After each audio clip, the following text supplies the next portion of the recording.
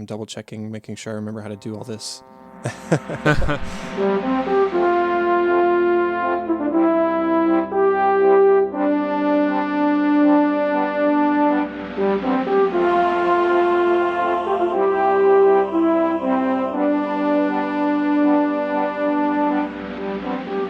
Okay, so I'll give you a chance to introduce yourself and all that kind of stuff, and I'll have just a couple of introductory things to say since it is the first one back since June. I don't know the last time we recorded, to be honest. It's been a long time. You know what? I kind of forgot that Emily Blunt was in this movie. Oh yeah. I don't know why. I think I pictured a different actress in my mind. Right. But it's Emily Blunt in all her glory. She's great. Yeah. Well, and it was before she was a huge thing, so. Yeah, this would have been, 2 years before Edge of Tomorrow? Yeah. And I'm not saying that was necessarily her breakout, but it was certainly a contributing factor. Yeah, yep. Yeah. Okay. I've seen Rise of Skywalker 2 more times. Yeah. And I've liked it more each time. Good. It's not like climbing in ranking, but it is climbing in opinion. So that's a good thing. Yeah. I feel like that's kind of our Josh and I's take on it too. Mm-hmm. I think we both agree that it's our least favorite of the sequel trilogy, for sure. But we still like it, and it has grown definitely as we've seen it more, which is nice. Yeah, my first time out of the theater seeing it, I thought, I liked it, and then I just had all these things that just kind of bothered me and irked me about it, and the overwhelming feeling over the days that passed was just sort of disappointment. And again, I still thought I liked it, but it was just like, man, I liked Last Jedi so much, and then you did this. It was just like a feeling of disappointment from JJ. But I think I've reneged a little bit on certain things. Yeah. I think that not everything was necessarily a teardown of The Last Jedi, and he did continue some things pretty nicely. But I'm just glad that my second and third watchings, it didn't linger with me as much, which I think is fine. Yeah, I mean, it was tough for me too, because I'm a big Rian Johnson fan and love The Last Jedi. And I feel like The Last Jedi was a film that I could personally enjoy without caveat. Right. I think it was actually a great film, not just a great Star Wars movie. Right. Same. And so then I came into this, and it's kind of going back, it's taking me back to actually some of the prequel era films where I'm like, okay, I enjoy this, but I have to recognize that there are some things here. Right. Yeah. I mean, both you and I were around the age of, we were those kids who grew up watching Phantom Menace and all those, Right. I was 7 when that came out. I think we're close to the same age, right? Yeah, I was 9 when Phantom Menace came out. I thought we were pretty close. Yeah. So yeah, I mean, I remember that episode of How I Met Your Mother where there's a cutoff date for people who like the Ewoks versus don't like the Ewoks. And it's if you're born after a certain year or something like that. And I feel that's where we are with the prequel trilogy. Yeah, for sure. Okay, well, let's go ahead and transition into things. Yeah. I'm going to leave some of that in because that's fun. So everybody, welcome back to Cinescope. It's been a while. I don't feel like looking up how long it's been right now because I'll sort of disappoint myself. But the important thing is we are back, and we are back with Blaine. So Blaine, how about you introduce yourself again? Tell us about yourself, all that kind of stuff to get us started. Yeah, well, I'm Blaine Grimes. I am the co-host of a Star Wars podcast called Home One Radio. We talk about Star Wars week in and week out all throughout the year. And we're a Star Wars podcast where the two hosts really enjoy Star Wars. So we don't enjoy tearing Star Wars down. We're very much kindred spirits with Cinescope in the sense that we just like to celebrate the Star Wars movies. We like to celebrate movies and just enjoy things. So yeah, I feel like we're good kindred spirits there. But that's kind of where you can find my work and maybe where you've heard me from if you've heard me from anywhere else. Yeah, enjoying things. What a concept. Right. Crazy. Well, one more quick Star Wars question, just while we're on the subject. Yeah. I am wanting to get more into reading the books. What's a good first Star Wars book to read to sort of expand my knowledge? So are you much for YA novels usually at all? Yeah. Okay. Every once in a while. Yeah. I'm not terribly usually, but one of my favorite Star Wars books, canon Star Wars books still to this day, is Lost Stars by Claudia Gray. Okay. It's just it's a really good story that ends up kind of tying in with the sequel trilogy in some subtle ways. this was a book that was written leading into The Force Awakens, so we didn't have all of this material that we do now. But it's still it's a great book, and completely surpassed all expectations I had for it. That's written by Claudia Gray. And actually, another one that I recommend to newcomers is another Claudia Gray novel that's an adult novel called Bloodline. And it's really fascinating because it kind of dives into some of the politics of Leia creating the Resistance, what led Leia to create the Resistance, and what the state of the New Republic looked like after Return of the Jedi. And it's just a really great kind of political thriller, almost. And little Ben Solo is in it too, so that's fun. So either one of those Claudia Gray books, I feel like, is a really good starting point for somebody wanting to get in Star Wars. Okay, well, thanks for that. I will add both of those to my Goodreads list, and hopefully everybody else finds some nugget there too. Now, before we transition into our main movie discussion, I just wanted to talk a little bit about the hiatus and sort of what I've been doing. Hopefully, you've known what I've been doing because you've been following along. We had the Office podcast. It was called An American Workplace. And when I started that show with my friend Katie, I did not expect the sort of reaction that we would get for that show. And just to put it lightly, it was popular. And it went really well. And so it became a priority of, okay, well, Cinescope, I love talking about movies, but it gets a couple hundred downloads an episode versus An American Workplace, which gets a lot more than that. And so when it came down to the nitty gritty and scheduling things, American Workplace took place. But we wrapped up talking about every single episode, all 201 of them of The Office. We recorded 108 of our own episodes, lots of bonus stuff, and we still have a couple wrap-up things to record. But now that that is out of the way, I'm just really excited to be back to talking about movies because as much as I love The Office, it's one of my favorite things ever to talk about. I'm looking forward to the variety that Cinescope brings me again. And I think the last movie we talked about, or at least one of the last ones, was like The Karate Kid or something like that. And so now we're talking about Looper, and those are so very different. And the next movie we talk about is going to be different again. So I just love that Cinescope and talking about movies brings me back to talking about lots of different things rather than one thing over a stretch of time. So Cinescope is back. If you came from An American Workplace, I would love if you would shout out because it means that you appreciate what I'm doing. And if you haven't left a review for Cinescope on Apple Podcasts, please do that so we can get the show back on its legs. And if you have already written a review for Cinescope, please consider sharing with people so we can start building that audience again and maybe get to those American Workplace numbers. So that's all the introductory stuff. I want to talk about Looper now because I just finished watching it like 20 minutes ago, and it was my first time in a long time to watch this. And I am just like champing at the bit to talk about it with you, Blaine. Yeah. Well, I was going to say, it's really exciting for me too. I mean, like doing a weekly Star Wars podcast. I mean, I could talk about Star Wars all day, every day, and do a lot of the time, but it's always kind of refreshing to get to talk about something a little bit outside of the normal scope of things. So yeah, very excited about this, and to get to talk about a Star Wars alum, a film from a Star Wars alum now is a nice like 6 degrees from Kevin Bacon sort of experience. Let's go ahead and transition into talking about Looper. So it released on September 28th of 2012, was directed by Rian Johnson, who also directed Brick, The Brothers Bloom, Star Wars The Last Jedi, and most recently Knives Out. It was written by Johnson, and the music here is by Nathan Johnson, who's Ryan's cousin. He composed everything in Ryan's filmography, plus The Day I Saw Your Heart, Don John, Young Ones, Kill the Messenger. And worth noting, he did not compose a score for Star Wars The Last Jedi because John Williams. Now, this movie does star Bruce Willis, Joseph Gordon-Levitt, Emily Blunt, Noah Segan, Paul Dano, Jeff Daniels, and Piper Perabo. So, as we did in Days of Old, Blaine, what is your first experience with Looper that you remember, at least? I remember I went to go see this with a couple of friends. One of the friends was already a big Rian Johnson fan and was always telling me, "Oh, you got to see Brick. Brick is the best. I love Brick. Everything was about Brick." And this was my first Rian Johnson movie. Looper was going to the theater, kind of going in. I'd seen trailers and everything, but other than that, I was kind of going in cold as far as knowing any of Rian Johnson's other works.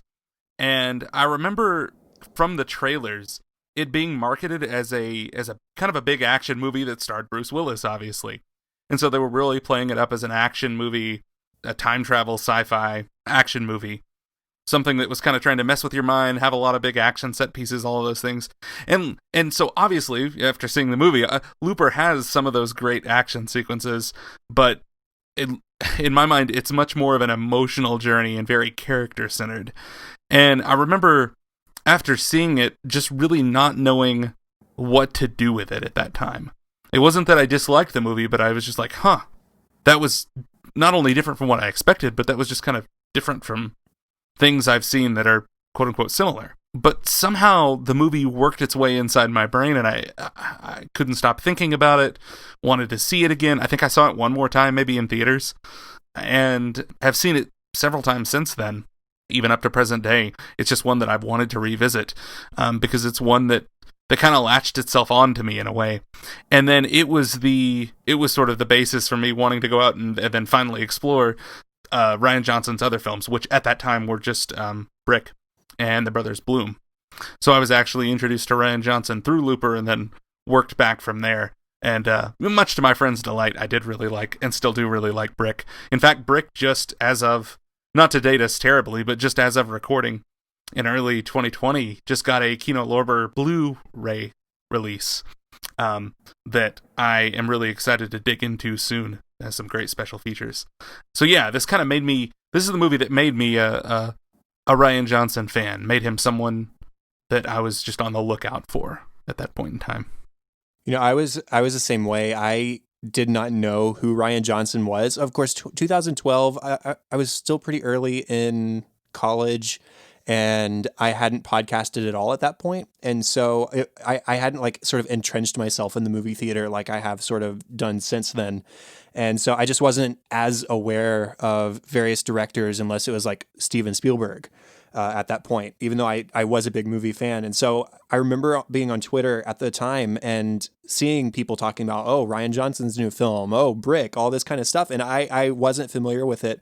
And I think what won me over in the marketing of this movie is what you were talking about. They sort of did brand it as more of a time travel movie.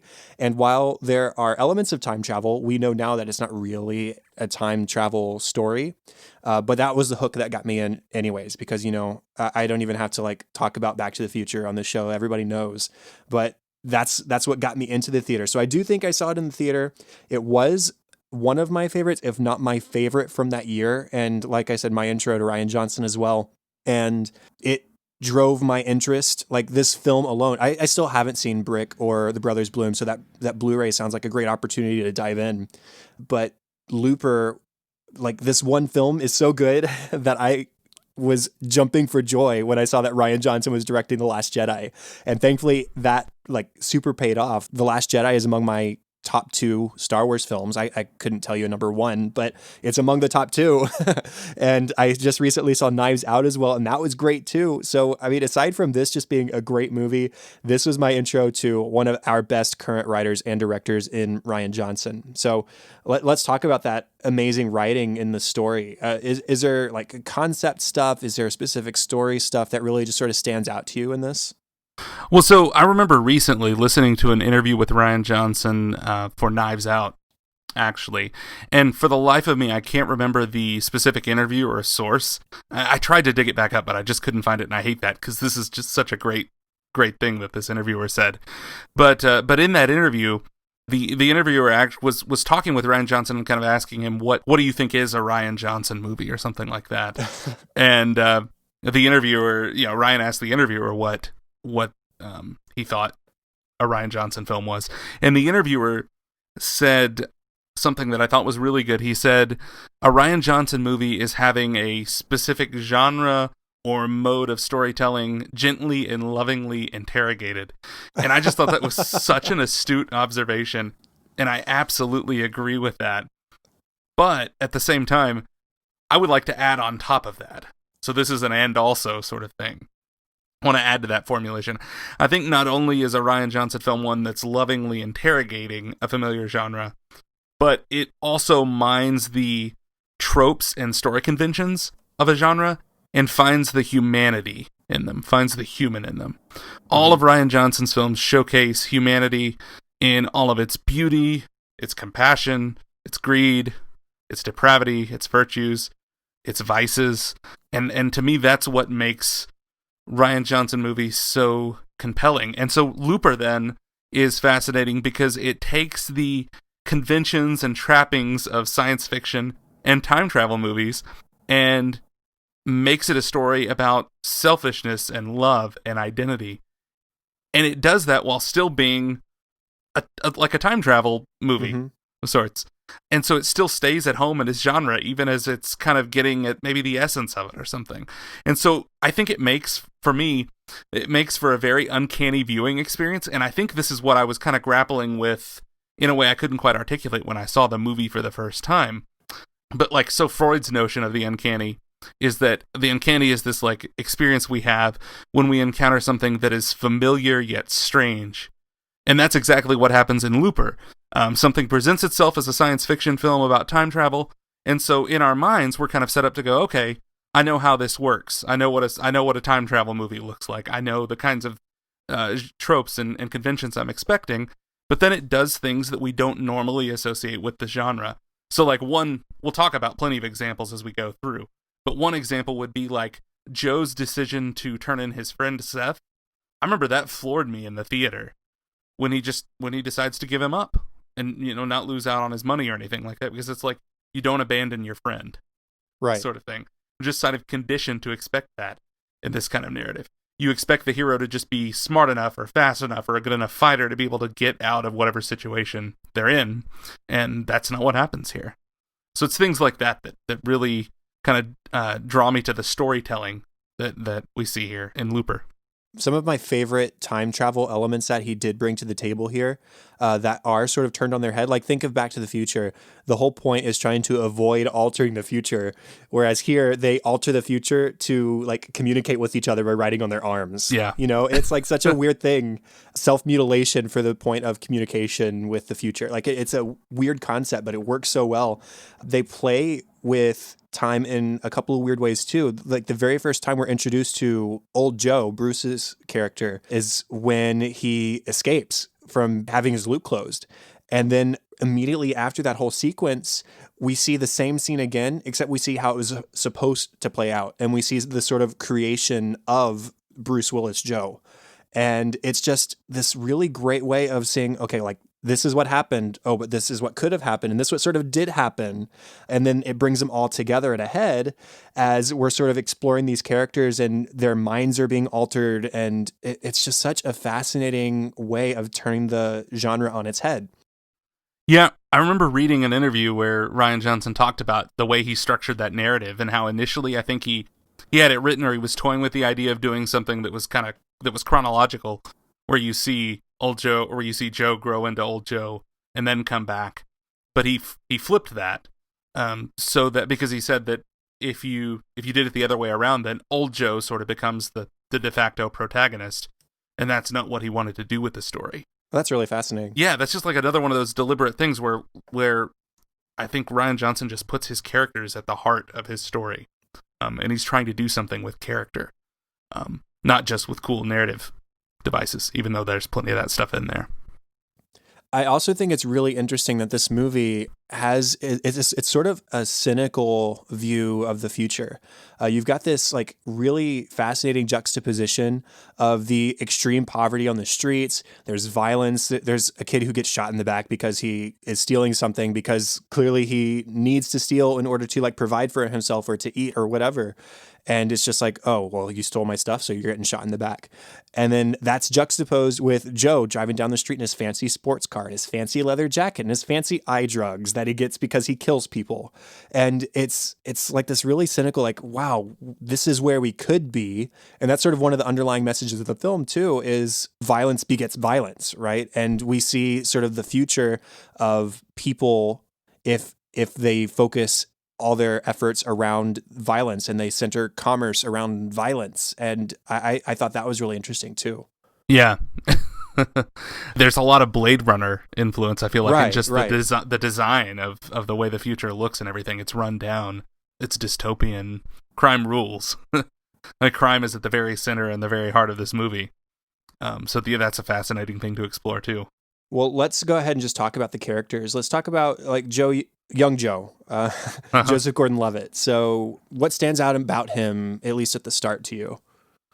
Well, I really it's hard for me not to talk about the two Joes right separately, but it's just so interesting because young Joe is set up as young Joe, the young foolish, the young buck who is making his way and making mistakes and living his life the way he wants and everything like that. And so he's set up as someone who needs this agent of change in his life. And again, like, that's one of those familiar tropes that we're set up to expect, and we expect that it's going to go a certain way. But I also have to talk a little bit about just Joseph Gordon-Levitt, the way he is able to it's so fascinating because he's able to play a character that is then played by another actor, being another version of himself.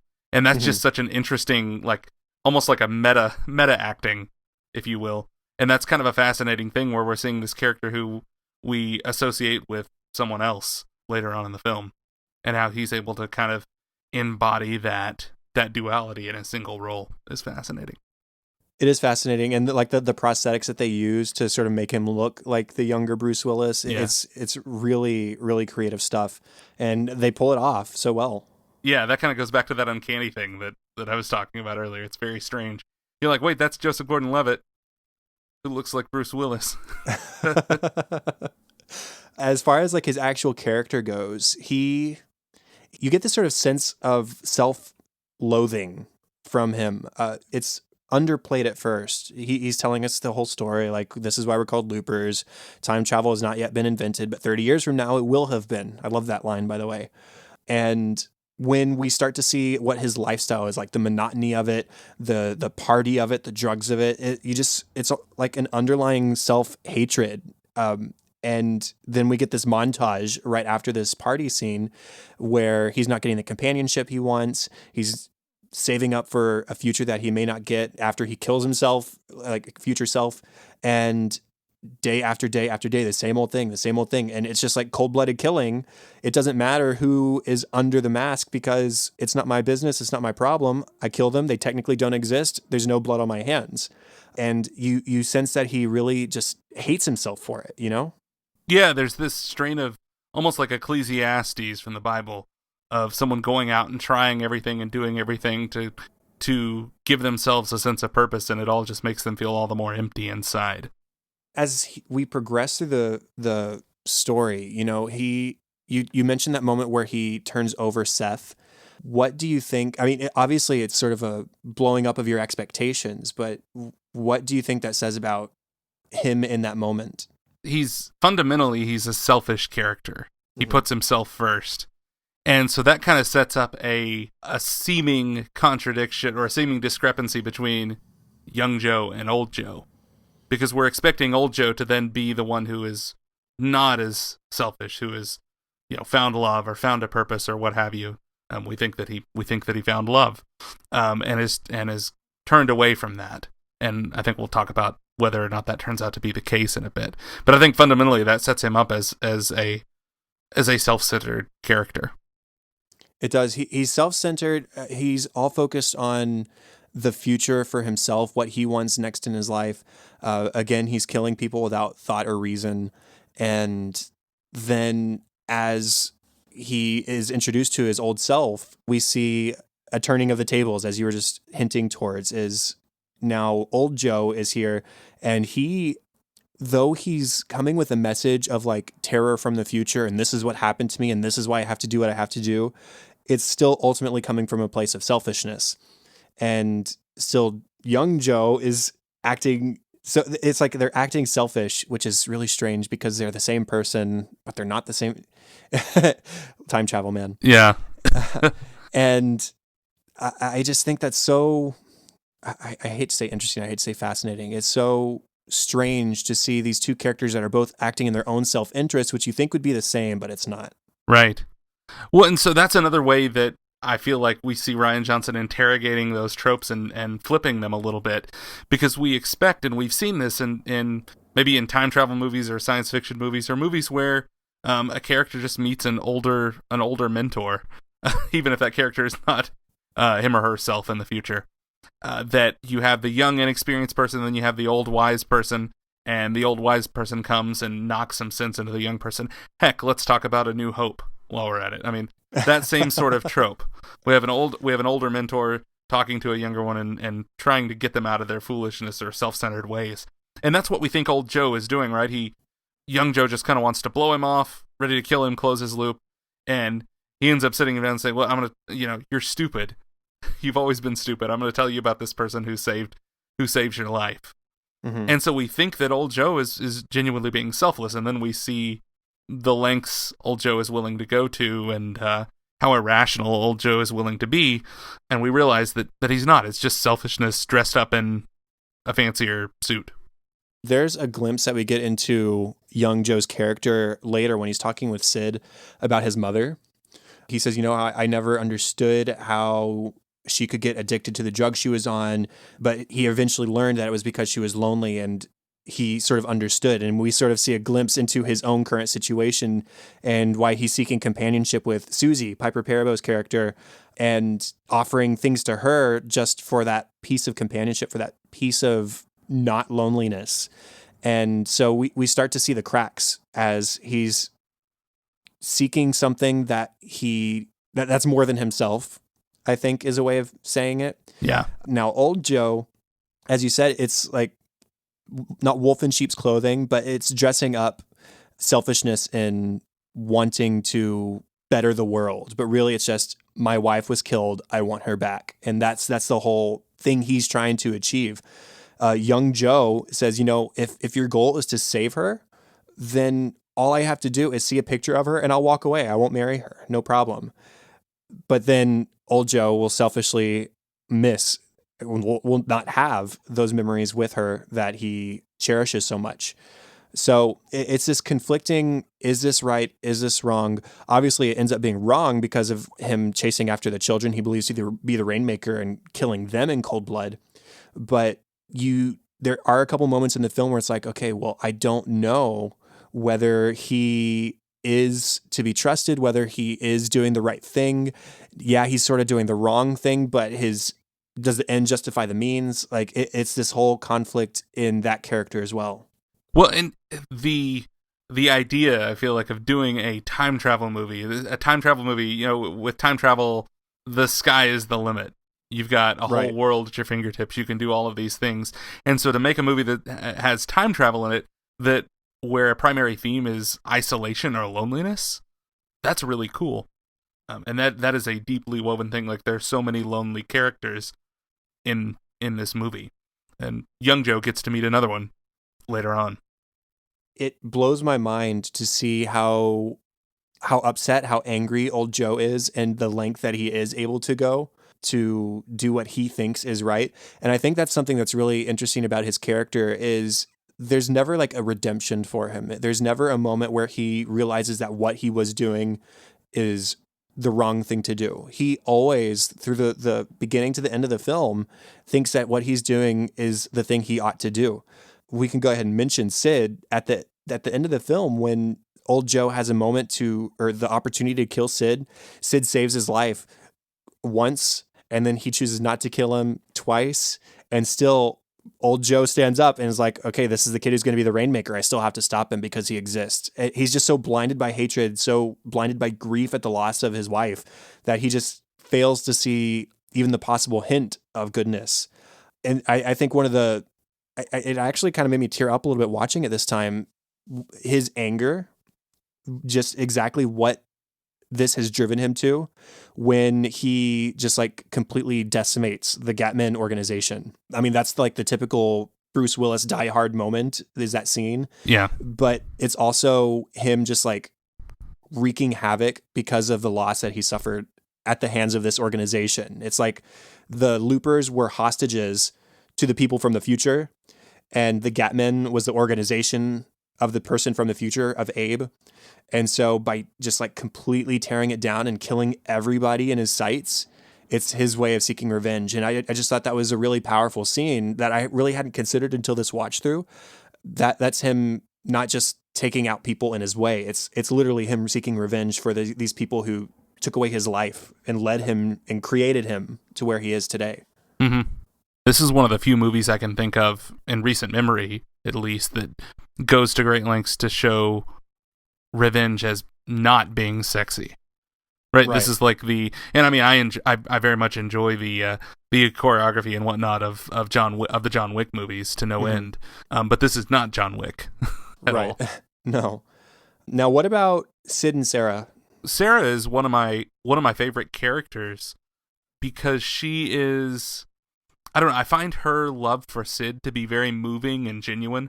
When you were talking about kind of experience with the film, and this being a film that has grown with me since having a kid, obviously my view of that relationship Sarah and Sid's relationship has grown and has changed. And I just find that to be just such a moving and very genuine relationship that in those moments brings a sense of tenderness and sweetness to an otherwise very harsh landscape. And at the same time, she's a very lonely character. And so we've got another character who is lonely, who is isolated. And part of that is just kind of exemplified in the way that she lives out there in the middle of nowhere by a cornfield. And her entire life is dedicated to protecting and loving this child. One thing that I think Rian Johnson does in a lot of his films that I really love is that he writes scenes or moments that when we view them for the first time, we may overlook them entirely or interpret them a certain way in the first time. And then when we see the movie on repeat viewings, we understand it in a more complete or fuller or different sense. So, for example, when Sid has the first angry outburst he has, and Sarah goes to cry and steps inside that huge vault, I think maybe when you see that the first time, you may not think too much of the vault other than, maybe that's interesting. Or she's just going the first place she can get to sit down. But then once you see the movie again, knowing about Sid's powers and everything, you see that not only is she there out of grief to just kind of get herself out of this situation, she's there to keep herself safe because that vault can keep her safe if he loses control. But nevertheless, her commitment to love him and raise him well kind of keeps her in that situation. And I just find that to be a very, very moving thing. Yeah, it's really compelling, and she's just such a heartbreaking character in a lot of ways. For so much of the film, Sid refers to her as Sarah because he doesn't believe that she is his actual mom. Yeah. Because Sid was raised by her sister because she lived the party lifestyle and didn't do her due diligence as his mother, or didn't have the ability to do that as his mother. And so now she has this child. Her sister's gone. The child killed her, we came to find out, by accident. But now Sid doesn't believe that she's his real mother. She has such conflicting love and fear of her son within her. On the rewatch, you really do see how kind of genuinely scared she is of Sid in that scene that you were just talking about where he first gets upset. And it's like a run and hide kind of situation for to save my own life. And it's a little bit to protect Sid too. We see that Sid has almost this, I wouldn't call it post-traumatic stress, but he remembers the death of his aunt, it turns out, who he believes to be his mom. And he blames himself for that. He says, I wasn't strong enough. I couldn't protect her. And he's just such a smart, kind child. And I mean, there's so much depth to those two characters and so much heartbreak to those two characters too, because of the situation they find themselves in and the situation that it turns out old Joe is trying to prevent from happening in the future. And we see by all evidence, this kid is exactly the person that Bruce Willis believes him to be. And we have reason to fear him too. Yeah, and he's a character who could very easily become what old Joe is, a person blinded by rage and hatred and past failures. And determined to protect those whom he loves at all costs. And there are no like clear-cut answers here. Again, like we talk about, like there are some things that very, very obviously that old Joe does that are terrible and horrible and wrong. But there are times where we can't say that his ultimate concern that the child may still become the Rainmaker or something like that. We can't say for sure whether that is a wrong conclusion. And so we're left sort of in this very conflicted state, I feel. We're placed in a spot of tension. where we have compassion for this kid. We don't want to see this kid killed, and yet we like the mother are in a spot where we can fear what this child could become. I'm always drawn to children characters who are forced to grow up sooner than they should. And that's definitely the case for this kid. He has this huge weight on his shoulders because he killed his own mother or his aunt, whether he knows that or not. He blames himself. And then he feels the responsibility to protect Sarah as well. And then whenever he does have those instances where he is about to explode and is about to cause damage and is striking fear in people, he feels remorse for it too. Mm-hmm. That first scene after Sarah has gone and hid and she comes back later, she just comes to comfort Sid because, hey, yes, you scared me. Yes, I had to go protect myself and protect you from doing something that was going to affect you. But I'm still your mother and I'm still here to look after you and to comfort you. And the way he just sort of cuddles up to her and says, I'm sorry, it's so sweet to see this kid who knows that he lost control and feels remorse for it. And we see it again later when the Gap Man, Jesse, comes to take young Joe and to see Sid get startled down the stairs and start to fall. And Joe goes to protect Sid, and Sarah starts to run too. And we think, oh, the mother's going to go and try and catch her son from the stairs. But no, she's trying to get Joe out of the way because she knows what's about to happen.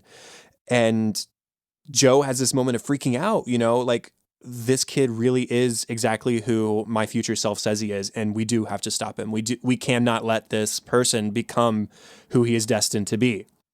And he comes across Sid in the cane fields and he's covered in blood and he's on the verge of tears and he feels so sorry for what happened. And that's just that's not what you expect from a monster. Mm. It's very, very touching. And like I said, that's one of the few instances in the film, maybe the only instance in the film where we see an actual functional relationship, aside from maybe old Joe and his wife before she dies. But we see an actual functional relationship that's not hollow. All of the other relationships, young Joe with Piper Parabo's character, even Joe with Sarah, I feel like to a certain extent, like I don't necessarily interpret their love scene as something that's just born out of an intense closeness as much as it is just two lonely people being together and trying to create that closeness.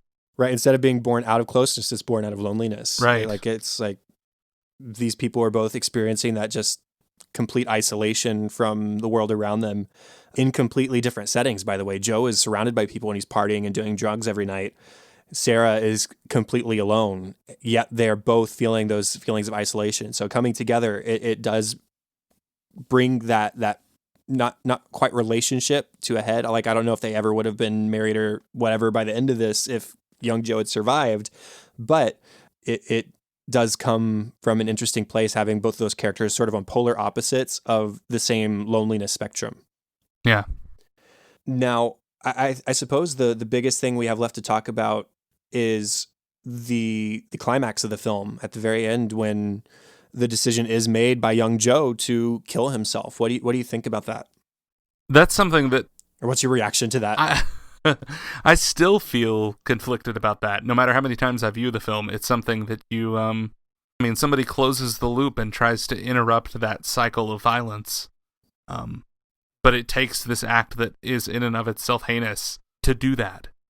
And so it's just this, it's this deeply, deeply unsettling thing where this cycle of violence, this cycle of selfishness and isolation is so persistent and so pervasive that there's not a clean exit. That's something I don't see a lot of films like this do. And it's something that's honestly kind of haunting, I feel. It is haunting. And, something that I don't think I realized until this viewing is that Joe's inner monologue that we hear right before he takes his life is a complete echo of what Abe said to him earlier in the film. It is like literally the exact same words.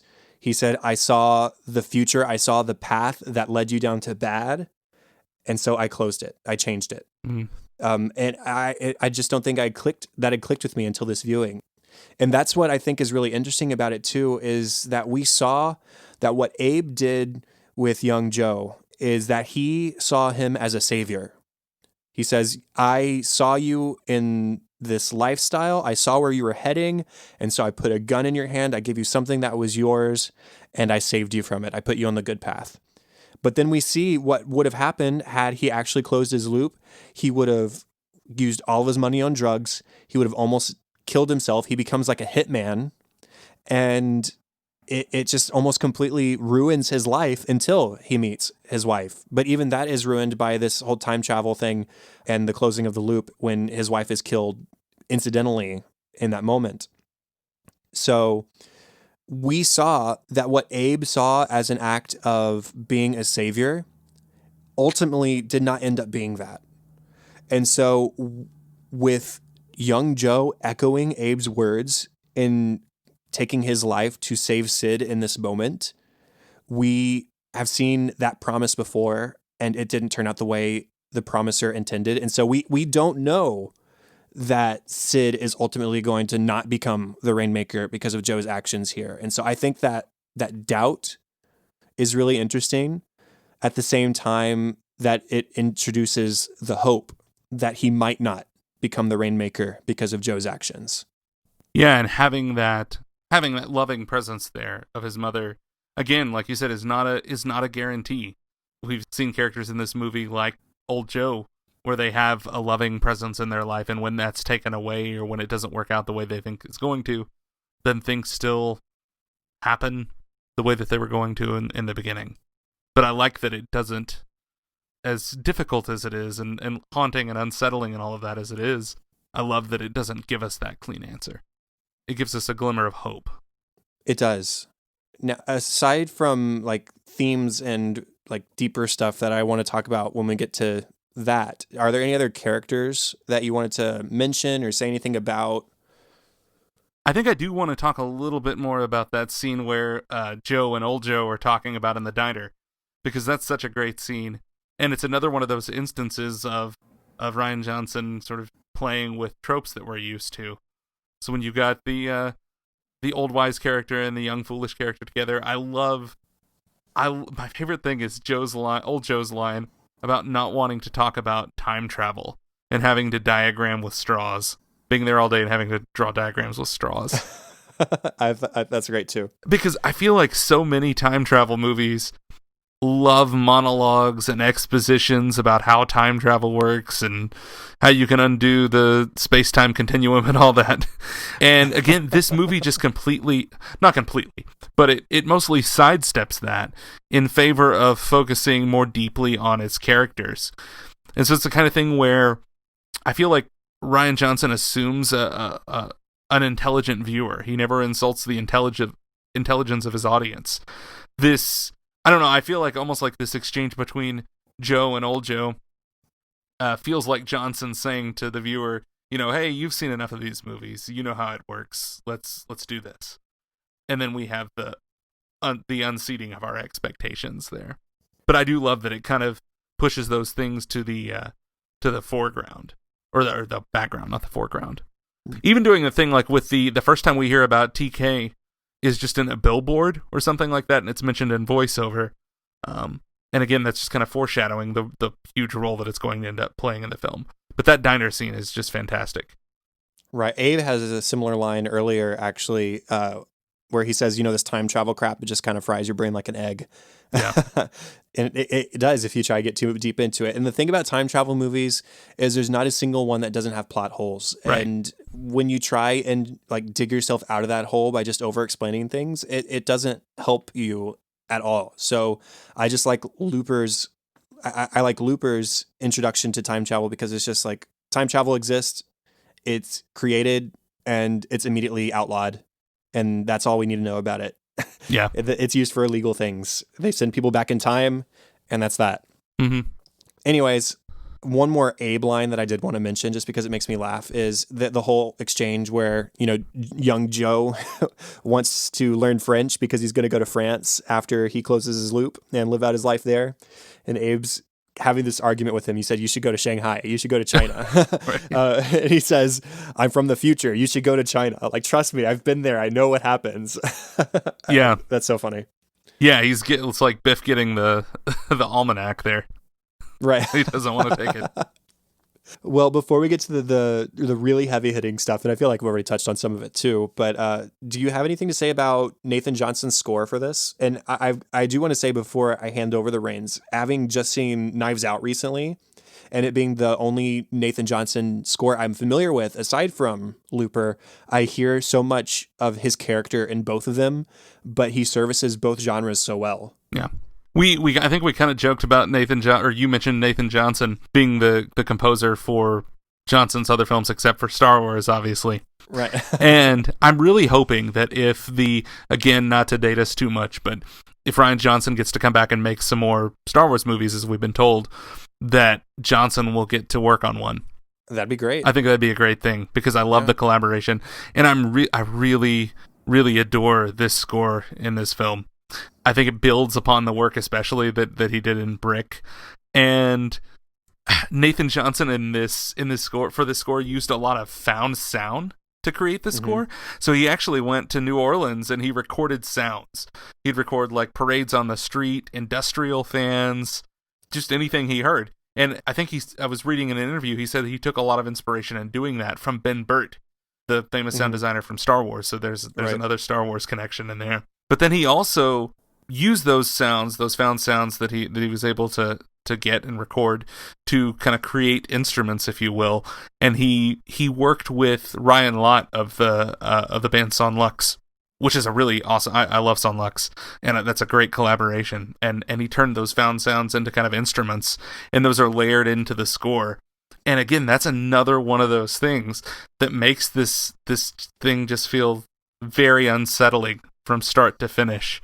When you hear some instruments that you can recognize, and then you hear this sound that you don't know where it comes from, and it doesn't even sound like something in the natural world because we're just so unused to having those kinds of sounds in our movies, and it does make it feel very unfamiliar, very uncanny, like I talked about earlier.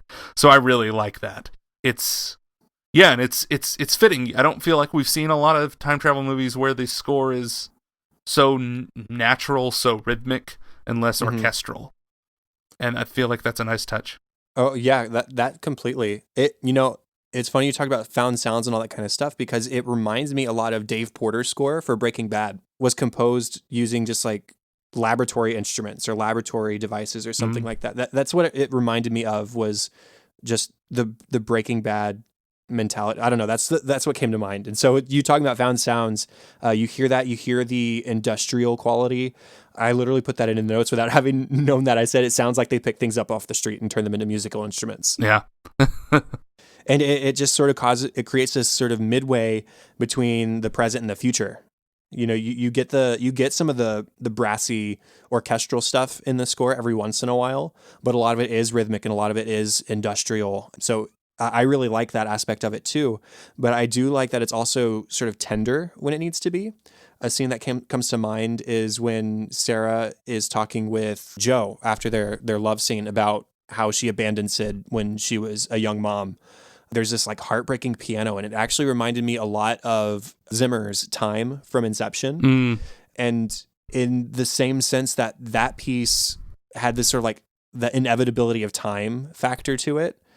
It gave me a sense of the inevitability of, well, I mean, same thing, I guess, inevitability of time, like what will pass, cause and effect. Is Sid on this predestined path to become the Rainmaker? You don't know, but that sort of tension and hope and yet dread all at the same time are in that piano. And I think that's really well done on Johnson's part. Yeah. Well, let's talk about some themes, some deeper stuff, some relevance. I do want to, I'll start this one off if you don't mind. Yeah. Because it's definitely a commentary in a lot of ways on our selfishness and on our lack of outward compassion or charity for others in a lot of ways. The loopers don't care who they're killing until it's them. I'm pretty sure young Joe says in one of his monologues that because it's a body that doesn't exist, it doesn't really matter. Like, it's back in time, it's out of its time, it's now in ours. So when I deposit of it, there's no trace because that person does not exist, you know? And so it's that cold, uncaring outlook on things that we see through a couple of the characters throughout the film. That idea of selfishness being the motivating factor behind almost all human action is so deep in this, even down to the fact that they have to close their own loop. There's embedded in that, there's this idea that, like, if you knew someone else was going to close your own loop, you might kill that person to save yourself.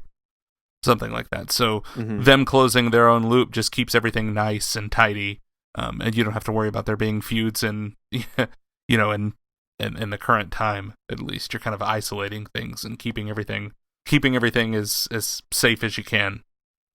But we've talked about so many of these things, like isolation themes and motifs that are repeated throughout this film. Maybe if I could focus on something that is slightly less pessimistic, because I don't think overall this is an entirely pessimistic or a hopeless film. I really don't. No. But there is this idea that I feel like this movie has a lot to say about love and the power of love. I felt it as it was coming out. I swear I'm not trying to make like Huey Lewis in the News puns and get back to the Future. I'm not doing that. But that, like, love is this truly formative thing that shapes who we are. Like, what or who we love actually changes who we are as individuals. And at the same time, and that can be a very great thing, like the love that Sarah has for Sid. That can be a great and a very pure thing, and we have that example in this film. But at the same time, it is so easy to convince and delude ourselves that we are doing something out of love, when in reality our motives are much more self-serving. And like Old Joe is the exemplar of this, absolutely. Where you feel like if somehow his wife were able to talk to him, he would see the foolishness of his ways. But he has become so consumed by his grief and so hell-bent on his course of revenge that he's convinced himself that what he's doing is absolutely in the right. But I do like that this movie, like, posits love, charity, compassion, all of those things as incredibly significant and worthwhile, even if they are maybe more rare than we would like to think they are. Like, love is not a cheap thing in this movie. Like, I really think we only get that one sort of genuine expression of it between Sid and Sarah that we get to linger on at all in the film. And even that is fraught with difficulties and dangers. Like, love is not an easy thing. I think it's a sort of two-sided coin in this. There's one side that says love and compassion is the way to a better world, but then the other side does say, you know, violence and hatred begets violence and hatred. That's, like, the movie's called Loopers, and that's the loop that I focused on more this time, rather than, you know, young Joe killing old Joe. It's, you put violence and hatred into the world, there's going to be more violence and hatred, and there's going to be more violence and hatred, and it's just going to be a never-ending circle. And that's what Joe saw in his moment at the end, was that this act of violence against Sarah at the hands of old Joe is what creates the Rainmaker, because hate and violence led to hate and violence. So likewise, like I said, like you were saying, putting love into the world is the only way to stop it. So that, I think, is definitely a major focus point of the film. And this one, I want to get your thoughts on this, because this comes from Kid Blue, who I didn't really expect to get sort of a takeaway from him, but I think it's really interesting, especially in the wake of Rian Johnson's The Last Jedi. It's the idea of putting all of your identity and self-worth in the things that you're a part of, rather than in yourself. Kid Blue seeks revenge on young Joe and old Joe at the very end of the film. Because why? Because they took out the bullies that never treated him right anyways. Like, the whole film, we see that Kid Blue is sort of this obnoxious kid, this young guy in the organization who thinks he's all that. He thinks he's super cool. He's doing gun tricks. Everybody says, oh, you're going to shoot off your other foot, because clearly he's shot one foot before. And it's just, he's never treated well at all throughout the whole film. And then when he's finally free of these bullies, these Gatmen who treated him so poorly because old Joe killed them out of revenge, what does he do? Oh, well, now it's time to go kill those Joes, because now this organization that I was a part of and I wanted to make Abe proud of me is gone. And so I sort of took that as, like, obviously this was pre-Star Wars, so it's not a critique of that, but I do think it sort of plays into the idea of toxic fandom. These people who like a thing so much that they make it all about who they are rather than just being a thing that they like. And so when something happens to that thing that they like, they take it as personal offense and lash out. Man, that's great. And so, yeah, this movie goes to the work of showing that even if that thing is a good thing, it can still be, if you put too much significance, too much weight on it, it can't support that weight. And you'll still end up like bent and broken, which is what old Joe does with his wife. Like his wife, as far as we know in the movie, was a good person who really did clean him up and loved him and cared for him and all of that. But again, like when that is removed, his identity is so much in her that he really has nothing else to live for other than avenging her death and righting those wrongs. What he sees as, wrongs. That's really good. Thanks. I was like, is this a thing? Am I getting this out of here? I don't know. Or even just this this idea of like identity, and identity not being this fixed thing, but it's malleable, it changes. So we see that in the duality of young Joe and old Joe, about them, thinking that they're not the same person, but they end up really sort of being the same person even in their differences, if that makes sense. They're still fundamentally selfish, even if they're selfish in different ways. Right. At their various points in their lives. Any other like big takeaways from the film? Not that I can think of. Those were the ones I was going to hit on. Love, identity, the duality. But there's tons packed into here. Yeah. And again, ultimately, I feel like I made it sound like the film is more depressing, but I really don't see it like that. I've never come away from this film just feeling overwhelmingly like depressed or hopeless or anything like that, but more just moved by the weight of what I have seen. There's a weightiness to this film because it grounds everything in characters. And so all of this sort of philosophical stuff is buried underneath these interactions that the characters are having with one another. And I think that makes it really effective. It's probably what makes it I don't know, more memorable in my mind. Right? It's different than just having a bunch of exposition or a bunch of monologues about the nature of love or things like that. It's kind of buried into the narrative structure itself. I never walked away from this film depressed either. I do think that the ultimate message is one of hope, is that even though it's sort of, again, to draw the comparison to Inception, at the end of Inception, the top maybe topples. You don't know. It's ambiguous. And so I like that the ending of this movie is ambiguous as well. Yes, this kid was probably destined to be the Rainmaker. But as of this moment, he's a little boy being comforted by his mother because he was scared. And with that continued guidance from his mother at his side as he gets older, hopefully he won't become the Rainmaker. And now that possibility is there because of Joe's actions. And so I do ultimately see that as a message of hope, is give people the chance to love, give people the chance to do good and to be good. Yeah. So I agree with you. This is not a cynical movie. It does present maybe a cynical idea of the future, but then if that's the case, then it's sort of like The Matrix, and young Joe is breaking out of it. It's him saying, I don't have to live my life by these people's rules anymore. Yeah. Any closing thoughts on the movie or on Rian Johnson? I will just mention one more thing that I really like that's somewhat trivial, but there are a couple of shots of cups of coffee and cream in coffee. Mm-hmm. And there's just something aesthetically so pleasing about that. But at the same time, I genuinely do think that there's something about those shots in there that kind of speaks to the amorphous nature of all that's going on in here and how everything is sort of cloudy and indeterminate and all of that. But I don't know, there's just something about those coffee shots I think about like pretty much every time. I don't have cream in coffee very often, but if I do... Oh, I don't either. But if I do, I think about that. Or I think about getting cream even if I don't because of Looper. So there you go. I mean, as much as I love this movie, I do love this movie so much. I am very thankful for introducing Rian Johnson to me. And now that I've seen Looper again, it's the first time I've watched it in a couple years for some reason, but it's been one of my favorites for a while. And I've seen The Last Jedi, and I need to rewatch The Last Jedi. And I just watched Knives Out, and I'm just so excited to tackle anything that Rian Johnson puts his hands on, whether that is another Star Wars trilogy, like, please, Yeah. that would be so great, or it's just another standalone film, or maybe even a sequel to Knives Out, as it seems that we might be getting. Who knows? I am so excited for Rian Johnson's future, and I'm so excited that I think he's still relatively youngish, so he's going to be making films for a while, I hope. Yeah.